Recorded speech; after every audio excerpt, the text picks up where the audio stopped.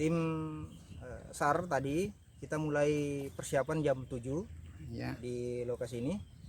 Kita bagi 3. Jadi ada satu tim penyelaman mulai dari titik yang dicurigai tadi, terus ada yang menggunakan perahu karet, dan ada yang body rafting yang menggunakan pelampung mengikuti arus sungai kiri kanan. Penemuan korban kurang lebih 200 meter dari titik terakhir terlihat itu. Tadi penemuan korban jam 9, jadi kurang lebih pencarian tadi 2 jam sampai diketemukannya korban.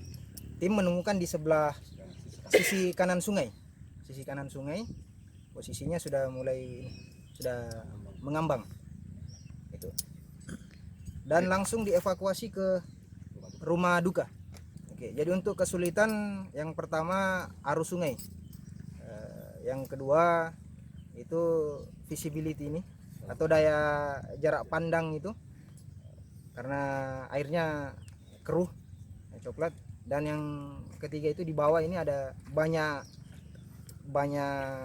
pohon dan batu-batu besar, sehingga kadang penyelam agak kesulitan untuk mau mengecek keseluruhan.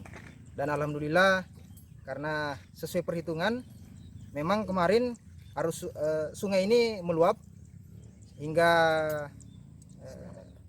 hampir kurang lebih 1 meter naiknya air. Pas kami mulai pencarian tadi sudah mulai surut, tetap kita laksanakan penyelaman, tapi kalau melihat kondisi kemungkinan besar dia terbawa arus, makanya tetap kami lakukan pengecekan mengikuti kiri kanan sungai.